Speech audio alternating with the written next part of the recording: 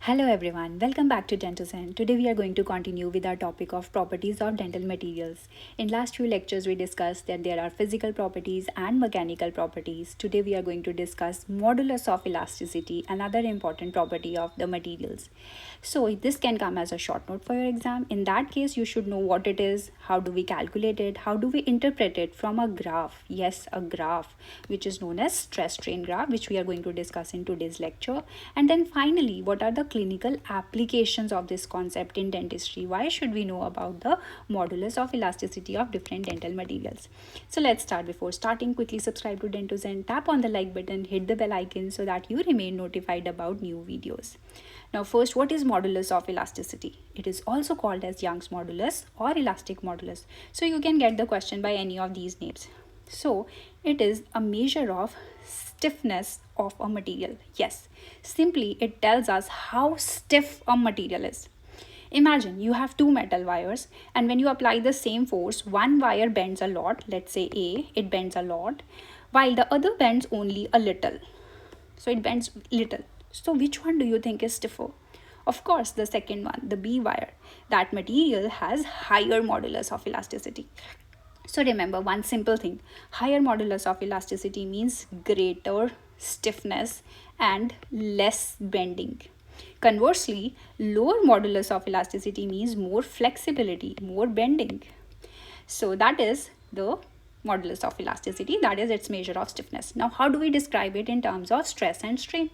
In the last lecture we discussed what is stress. Stress is force acting per unit area on a body, on a material. So when force acts, what will happen? There is change in length. So that change in length of the material over original length is known as the strain.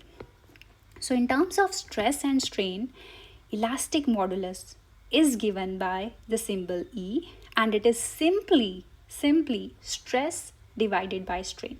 So that is the simplest definition, that modulus of elasticity or elastic modulus E is equal to stress over strain, stress divided by strain, or ratio of stress to strain. So we know stress is force acting per unit area and strain is change in length over original length. So we can write it like this also. And further, if I simplify it, it will come as E equal to force into length divided by area into change in length. You need not memorize how we derive this, but you need to simply remember that it is stress over strain. Now, how do we calculate it from a graph? Yes, a very important graph which is known as stress strain graph.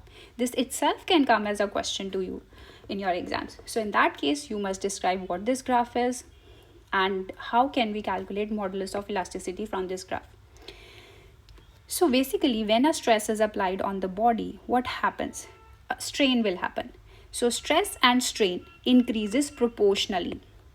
So when we plot this on a graph, that is stress on the y-axis and strain on the x-axis, because stress is proportional to strain, so we will get a straight line. So this straight line portion is called the elastic region. So that means here at this point P, if the load is removed, if the force is removed, the material returns back to its original shape, So if we take the slope of this line, straight line in this elastic region, it gives us the modulus of elasticity. Very simple. So from the stress strain graph, we can determine the modulus of elasticity by finding the slope of that line. So how do we write the slope of line? So slope of line will be the value here, stress value, over the value on the x-axis, that is value of strain.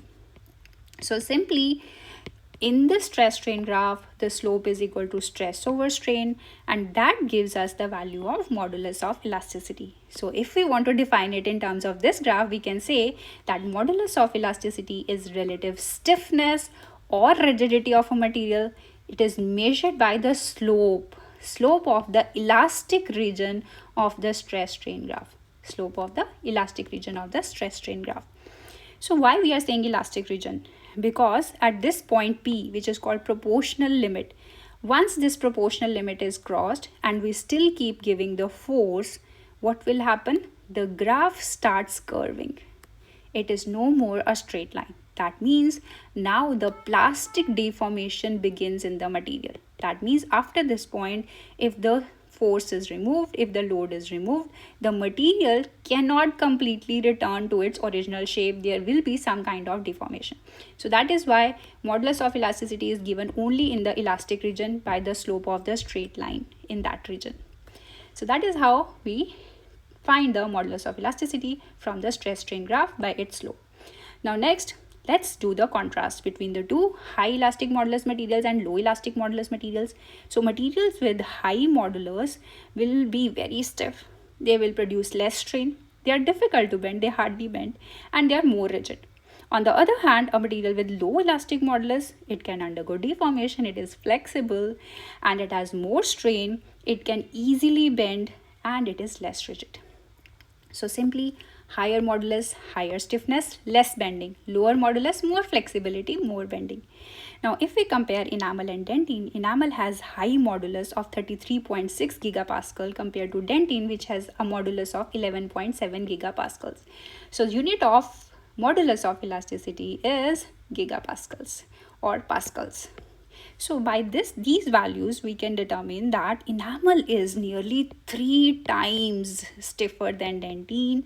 Because enamel is very stiff, it resists deformation, it will not bend, but it is also brittle. Dentin, on the other hand, has lower modulus, so it is more flexible and tougher.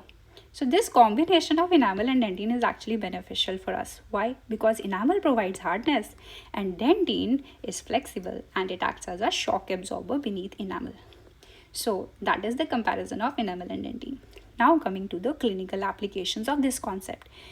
So why we need to know, dentists need to know this property. The dentist should know about the modulus of elasticity of different materials. So first, in case of metal ceramic bridges.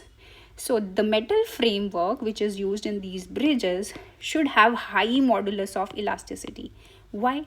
Because if the metal will bend, if it has low modulus, it bends, it flexes during chewing, the porcelain or the ceramic veneer may crack or separate. So it is very important. Then second, in cases of orthodontic wires that are selected for the treatment, we select them according to their modulus of elasticity. So high modulus wires will be more stiff and they will give more force. A lower modulus wire is more flexible. So if we require more force, we want to put more force on the teeth, so we will use a higher modulus wire. So we select our wire accordingly.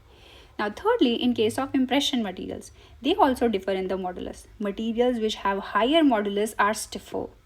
So materials which are stiffer, and when we try to remove them from the undercut areas of the mouth, it becomes difficult. So they are more difficult to remove. So materials with higher modulus are more difficult to remove. So those are the 3 important applications in dentistry.